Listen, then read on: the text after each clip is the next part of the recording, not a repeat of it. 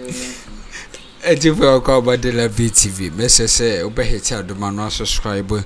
Some European latest news to be our Obeja brand when you be a tea. Now, your Barbara is semi-man. Now, and now, Galam say, na Elcos for my Mohana. She see never John Drummond, Mahama Miata, say. Quite be so long, Galam say, need the one more the best fee at Tasso, papa. And now, Meno Cassia 14 excavators, Akufo-Addo Chrome, Eastern region. Yes, or master me home, Mrs. 14 excavators. We say, Galam say, El Coswo Papa no Chrome Hono. Ye, Ushuma NPP for na and the Achem Mafias no. But, send the Eddie can say, Omadi SCZ 14 excavators. Me per se, you borum na, ye tear and some no more deep. Ye bat ya canon near the Musama Bremo. 9 minutes a mammy boy Juma Papa, which excavators over the weekend, 14 excavators, and Umotimi SCZ. A man for my own so Omonia Galam say, no, you bet you, you bet you, Omo, and Central Four, or my own say, Omobitun Futuro, Ego Ghana for any Emra and Omobidi. Pepe, without fear or favor. And the memo exclusive be near happy year way back in 2023-2024. Ewo Kotoka International Airport na newie hu bidwire sanse Mugabe de mekasa na Ghana nyina ye den atedin sanse ensem ho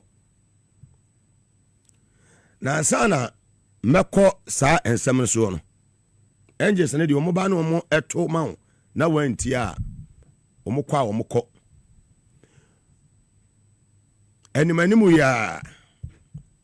enimanimu ya Penifonian Shisheye Namofa Chief Imam Enko na oni mebune wo boko ene ni patemu inkidinkita ho Mzeni manimu ya Moko Penifomoko National Chief Imam ho Moko ne nase na wontu anamo enko boko Munya ne boko emfa nko na onko kasanchire mebuno no finish mawie emebisa me say eyedie nti maka wie angels no de omo soma me na no anama ba beka no I'm done ya na boko nsem mpese mewuram too much because ya na are ho de bia me ka say nipa nkwa yenton wo boko market en yenton bi wo sablegu market yenton bi ewo bole market yenton bi ewo goso market yenton bi ewo tepa market de so ewo boko zebila enen patemu no as we speak now posifu awo garu nyina omo nyina obi adwane ko yes sisi ameno kase omo dwane obi adwane omne omo yere ne omo mba amanfo odwane amanfo ha se edwane penifo Now let's move from when I call Jandam for no so Katachi free fire and I will deal with you. Sanso and a coffee bento. Munina and team for you among Sanko for no now. Say Katachi mean me a pa yan. Na debiana me say, Mon so 2 4 can say me say. A man for say wumuadi or catch them na po. Ya 2 4 demos Nemum. Okwa akodi eye Dr. Mahmoud Bawumi achi no menkugu nenim ase minim yene an etete wo otumfo ema eye Bawumia eye ne na bedi achire napo advice no any one akura na napo yen hufi kada Jeffrey fa se osi udi hene meni akuma kada Jeffrey fa se osi udi hene me tufu tu say utu mirikado do tobo mimi aketua utu mirikado do tobo na mirika utu nyina katache mfuturo na utugu Ghana fuani katache mfuturo na utugu Ghana fuani omu make tape no available emame na me mo na afi no me nchira no ne o say oye ne de ni say oye you are my good brother me sometimes yana eniema we say ba me ne ukasa etu fo say niema yesi ye wade nyina wo kwan enche bia wo na sunye ni nyina na fata ye katachie injiri mafo no bebe ye wo yere wo ma anamotuo bia wotuo bia as a journalist no be very careful my brother anhwe ya na lande uye mimi mediatem but anhwe ya katachie na anlande uye atro no doso bosrem kan no doso moya kani bosrem kan se mo trase ne mo achechire ne mo tumfutu agu Ghana fo ani it's too much adia ya fra wa woni evidence no don't say it adia kadachi ya fra wo yedu ko gina court adakam ne akachi osafa evidence bra woni sa evidence no na so na wo kabi because janda madwuma na moye kadachi wo start say dia wo bebre because NPP better opposition ache wo start say ya wo bebre you are creating enemies for yourself if you don't know. Yes, and in journalism no say who can sem na obi abe hu say won sem a waka no enye no kore na amanfo start bobo ensem bia wakeka atwama anu no we wie ya na aba no bunnam ba bia obi an recognize obi eno na apese okutum eno katachi eno na apese okutum sametia ne abeka kire me se katachi nya aban asem ye de na court ABCD na esie. Are you thinking about your family? Objine wo yere ne wo ma ho. Me e bia to me pen o me nua katachi e bia to me pen. Yesi sa okote se obi abadwe se hia no aye den wasenso de esi wo de ho. Think about your family first. Move video no to so mami answer. To issue intimidation and the cover near man so cocaine dear obi anim say you are involved more ye cocaine DW Africa can clearly say buy we know is cocaine hub Ghana a cocaine hub obi anim for intimidation no bia. I'm telling you we are not cowards, we don't fear. Your mama pursue issue intimidation and the cover near man so cocaine dear obi anim say you are involved more ye cocaine. Very well. Someone kakra ibedi ntio. Edi for Joanna okasa ye ne sese ne ho kire no. Mame maun eniema esiye that was last year. Ewiense mienu abelande wo Kotoka International Airport last year. Sabi sana belande ye no. Sa aircrew na na ewom no. Wo mu si abadai. Wiesha mienu o abadai. Ade achi ye no. Pilot no ene ni team no ni nyina no premier no ni nyina no. O mo fa another flight ekoi. Ebesi ne. Sa premier no da so si Ghana ha. De no mu di gu mo de bere na nado. They just want to know. Ya me no kasa as we speak umato sa wiense menu nyina akosi eye muka ne sa sojafo eye ho no ba bia sa Air Force won me boa base wo iswo as we speak pay menu nyina si ho dia ba dia ma no mudi gu mu bae ya obi betimi di wiense bienu abelande no agya wiense no wa ma for different air flight call no ma gya wiense menu no e wo Ghana what is obi aka ho asem da. This is journalism. Wiense bienu as we speak, and I want the national security to take this matter up. No more Mr. questions. And why a quabe na sabi and fa so by it means so be the same you ebeba no abeja we same you no Ghana ha no afafo for kwa it means say niam ode ba any modu pa value more than 2 planes no. Kataje go and do your checks. Go and do your checks. So play balande no play ni balande wa Ghana ha.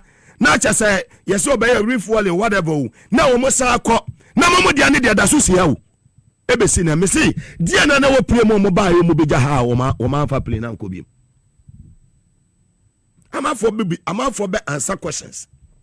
You sit on your small platform I go mo can rubbish say your mama we involved won we yes ya wo problem mama ho and problem na wo pe na en kwa wo nko ho e be affect woyere ene woma because wunni ho a woyere ne woma no omo na be sofa.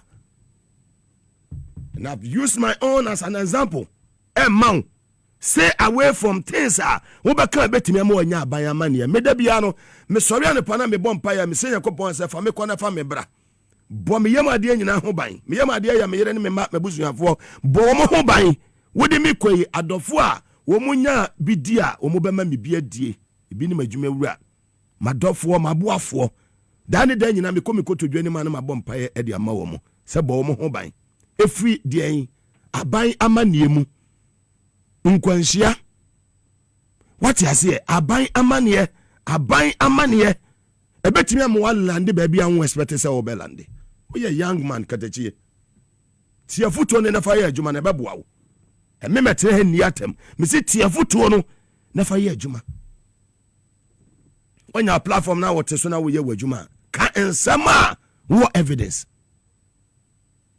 enye so baba betra radio no so ana platform no so mo tumfuturo aguga na fo ani na free say eno ehwo na wode benya usika nti obeka nsema enya nokre da bia na ifo ne ayi national security fo be chesiu obi ani wa intimidate obi a Ghana ha o ye Akufo-Addo die gina court 3 years ye kwakwa e bo complainant kwa ye hu nipa wode ye ko ye 3 good years under Akufo-Addo under that useless president no ye tena Ghana ha bobi asam nyina ye chewa mo Captain Swat ye chewa mo I mean you can't count those journalists Akufo-Addo e penso wo mu fire kayaka mu amaso alewe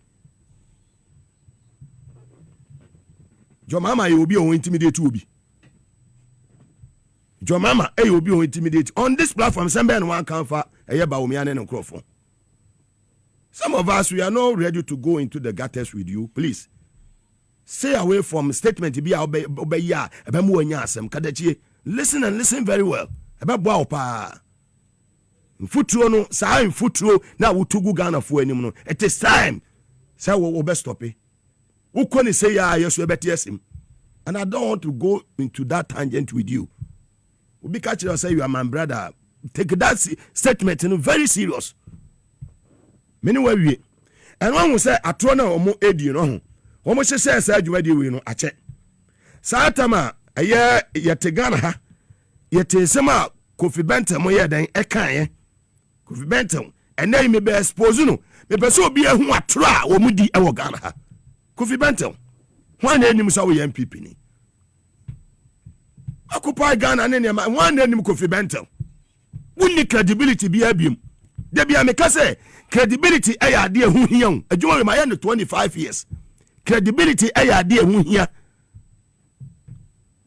na sa wonnam na se obi afa wonya hwe ya ye obi a ye hia ne bi keke me are very powerful.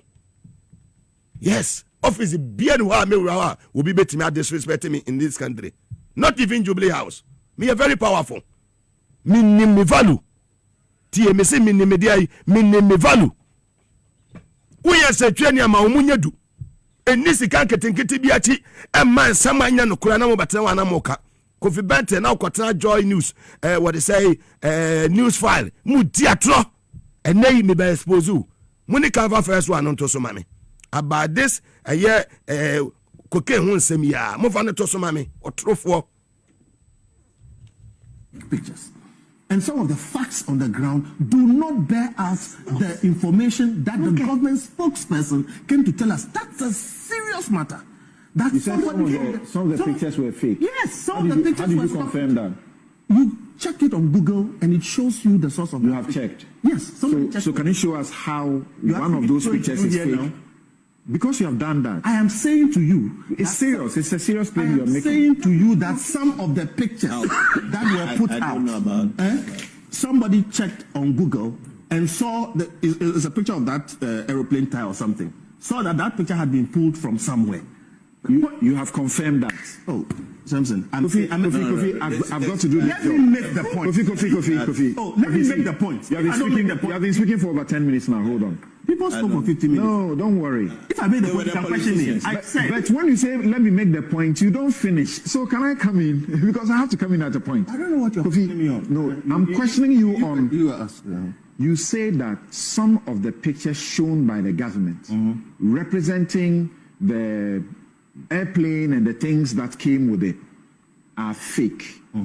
I think you cannot say that and not show us your source or your basis for saying that.